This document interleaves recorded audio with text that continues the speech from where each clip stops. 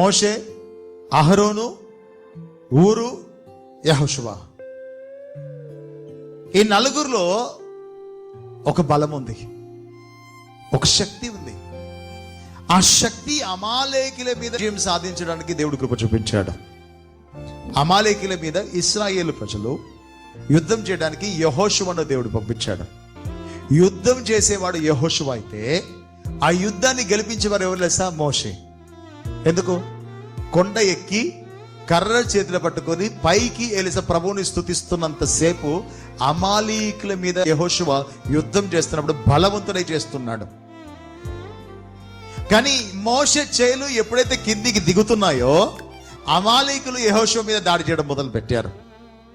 ఇది ఎవరు గమనించారు? అహరోను, ఊరులు గమనించి కొండ ఎక్కి మోషేకి ఒక రాయేసి కూర్చుని పెట్టి అహరోను ఒక సైడు, ఊరు ఒక సైడ్ చేతులు ఎత్తి అలానే సూర్యుడు అస్తమించేంత వరకు చేతులకు కిందికి దిగకుండా పట్టుకున్నారు. చేతులు తీస్తే ఏమైపోతుంది? యెహోషువ మీద అమాలేకులు దాడి చేస్తున్నారు, కానీ చేతులు ఎత్తితే ఏం చేస్తున్నారు? అమాలేకుల మీద యెహోషువ దాడి చేస్తున్నాడు. ఇది గమనించిన అహరోను, ఊర్లు మోషే దగ్గరికి వెళ్ళి చేతులు ఎత్తుకొని పట్టుకొని నిలబెట్టారు.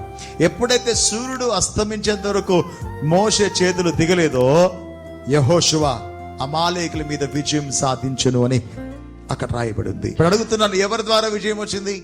మోషేని బట్ట, అహరోను బట్ట, ఊరును బట్ట, యెహోషువను బట్ట? మోషే చేతులు ఎత్తకపోతే యెహోషువ యుద్ధం చేసేవాడా? మోషే చేతులు దించితే ఓడిపోయేటోళ్ళే కదా. అది ఎవరు గమనించారు? అహరోను, ఊరులో. ఈ నలుగురు లేకపోతే అమాలేకుల మీద యుద్ధము సాధించేవారు కాదు. సులువుగా చిక్కులు పెట్టడానికి అపవాదిగాడు ఎన్నో ప్రయత్నాలు చేస్తున్నాడు. ఐక్యతతో ఉన్న మనల్ని గలిబిలి చేయడానికి, ప్రేమతో ఉన్న మనల్ని గలిబిలి చేయడానికి. కారణం తెలుసా? ఒకరిని ఒకరు విమర్శించుకునే స్థాయికి మనం దిగజారిపోతున్నాం. అంటే అపవాదిగాడు సులువు చిక్కుగా పెట్టడానికి, బలహీనపరచడానికి ప్రయత్నం చేస్తున్నాం. మళ్ళీ ఏం చేయాలి? మనము మన ఐక్యతను చూపించాలి. మోషేను నేనైతే యెహోషువలో మీరై మారాలి, అహరోను ఊరులై మీరు మారాలి. ఒకవేళ నేను చేయలేను అంటే ఆ స్థానంలోకి ఇంకోటి దేవుడు తీసుకొచ్చి పెడతాడు, కానీ పని ఆగదు, ఆయన కార్యము ఆగదు. ఆయన పని చేసుకునేవాడు దేవుడే, ఆయన కొనసాగించేవాడు దేవుడే. కానీ ప్రభువు ఎలిసా ప్రతి ఒక్కరిలో ఒక యూనిటీ చూడాలని ఆశపడుతున్నాడు, ఒక ఐక్యతను చూడాలని ఆశపడుతున్నాడు. ద్విమనస్సు తొలగిపోయి ఎలిసా మౌనంగా ఉండి దేవుని చిత్తానికి లోపడగలిగితే, దేవుని ఉద్దేశానికి లోపడగలిగితే ఈ సంవత్సరం ఆయన గొప్ప కార్యాలు మన జీవితంలో చేయబోతున్నారు.